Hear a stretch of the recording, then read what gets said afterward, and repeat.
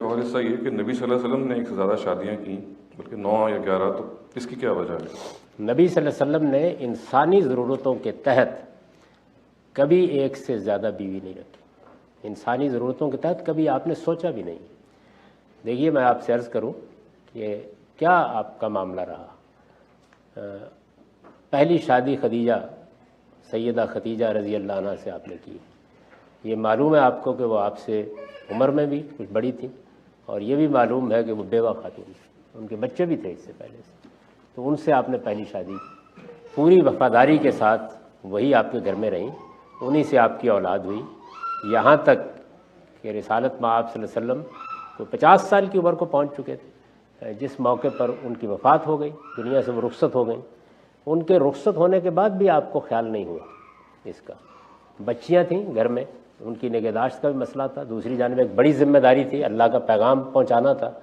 تو یہ آپ کو معلوم ہے کہ تاریخ میں یہ واقعہ بڑی تفصیل سے بیان ہوا ہے کہ ایک خاتون حضرت خولہ وہ رستے میں ملی آپ کو، تو انہوں نے کہا کہ میں یہ دیکھتی ہوں کہ جب سے خدیجہ دنیا سے رخصت ہوئی ہے تو آپ کچھ کھوئے کھوئے سے رہتے ہیں، اور آپ کے لیے گھر در کے معاملات کو سنبھالنا مشکل ہو رہا ہے، تو آپ شادی کیوں نہیں کر لیتے؟ یہ کچھ عرصے کے بعد اس خاتون نے یہ آپ سے پوچھا، تو آپ نے کہا کیا کوئی رشتہ ہے؟ تو انہوں نے کہا کہ ہاں، رشتہ تو کنواری بھی ہے اور شوہر دیدہ بیوہ بھی ہے۔ تو فرمایا کہ کنواری کون ہے؟ انہوں نے کہا کہ آپ کے دوست ابو بکر کی بیٹی عائشہ۔ یہ آپ نے یہ مکالمہ سن لیا، یہ تاریخ میں موجود ہے۔ گھر میں بچیوں کی نگہداشت اور گھر کو دیکھنے کے لیے ایک خاتون آپ کو کہہ رہی ہے شادی کر لے، اور تجویز کر رہی ہے ایک 6 سال کی بچی۔ عقل مانتی ہے آپ کی اس بات؟ تو اس لیے محض افسانہ ہے، اس کی کوئی حقیقت نہیں ہے 6 سال اور فلاں۔ سیدہ عائشہ کی عمر 19-20 سال کے قریب تھی۔ آپ آگے سنیے، اس نے جا کے رسول اللہ نے کہا کہ دونوں جگہ پیغام دے کے دیکھ لو۔ اس نے کہا بیوہ بھی ہے، ایک 50 سال کی بیوہ خاتون ہے سودا رضی اللہ عنہ، وہ ان کو بھی میں پیغام دے سکتی ہوں، ادھر بھی دے سکتی ہوں۔ تو انہوں نے جا کے سیدنا ابو بکر کے گھر میں پیغام دیا، تو ان کی اہلیہ نے یہ کہا کہ ہم تو عائشہ کا رشتہ اس سے بہت پہلے طے کر چکے ہوئے ہیں، اور وہ ایک صاحب ہیں جن سے طے ہے، تو ابو بکر کبھی رشتہ توڑیں گے نہیں۔ دوستی ہے، تعلق ہے بہت ان کا، لیکن وہ توڑیں گے نہیں، وہ آتے ہیں، میں ان سے بات کرتی ہوں۔ البتہ میرا خیال ہے کہ جب سے ہم مسلمان ہوئے ہیں تو وہ کچھ لوگ کھنچے کھنچے رہنے لگ گئے ہیں ہم سے، تو ہو سکتا ہے کہ وہ خود ہی رشتہ توڑ دیں، تو پھر ہمارے لیے بڑی سعادت ہے، منظور ہے ہم کو۔ آپ سوچ سکتے ہیں کہ یہ گفتگو کسی 6 سال کی لڑکی کے بارے میں ہو رہی ہے، یعنی اس کا رشتہ بہت پہلے سے طے ہوا ہے، وہ رخصتی کا انتظار کر رہے ہیں اس سے پہلے ہی، یہ صورتحال ہے۔ تو اس کے بعد ہوا یہ کہ وہ خاتون جو تھی مایوس ہوئی کچھ، انہوں نے کہا ان کا رشتہ تو پہلے سے طے ہے۔ انہوں نے جا کے حضرت سودا کو پیغام دے دیا، انہوں نے بھی قبول کر لی۔ اب 2 جگہ عرب کی روایات کے مطابق جب پیغام دیا گیا تو انکار کا کوئی سوال نہیں تھا، خود پیغام دیا گیا، قبول کر لیا گیا۔ تو آپ نے دونوں سے نکاح کیا، لیکن کیا کیا؟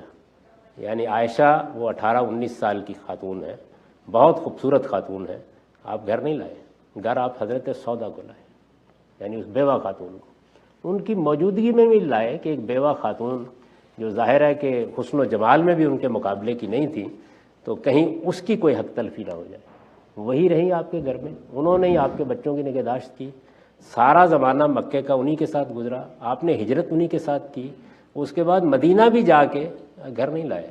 2 سال کے بعد حضرت ابوبکر صدیق نے یہ کہا کہ آپ نے نکاح کر لیا ہوا ہے، اور آپ نے اس موقع پر چونکہ 2 جگہ پیغام دیا گیا تھا تو یہ کہا تھا کہ میں ابھی رخصتی نہیں کروں گا، تو اب آپ از راہ کرم رخصتی کر لیجئے۔ اس موقع پر بھی رسول اللہ صلی اللہ علیہ وسلم حضرت سودا کے پاس گئے اور ان سے کہا کہ عرب کے معاشرے میں یہ کوئی ایسی بات نہیں تھی، کی جا سکتی تھی۔ آپ نے کہا کہ میرا خیال ہے کہ اب میرے لیے کوئی چارہ نہیں، کہ میں کیونکہ نکاح کر چکا ہوں تو مجھے عائشہ کو گھر لانا ہوگا، تو میں آپ کو فارغ کر دیتا ہوں، آپ کسی اور سے شادی کر لیں، میں نہیں چاہتا کہ آپ کے اوپر کوئی صوت آئے۔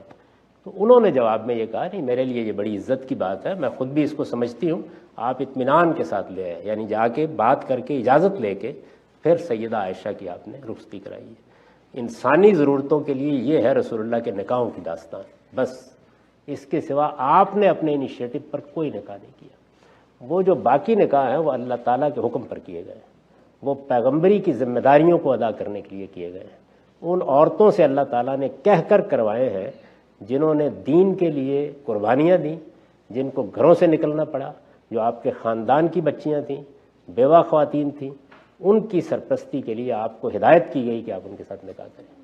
تو اس وجہ سے بہت اچھی طرح سمجھ لیں کہ رسالت میں آپ صلی اللہ علیہ وسلم کے ذاتی نکاح کی داستان اتنی ہے، بس جتنی میں نے آپ کو سنا۔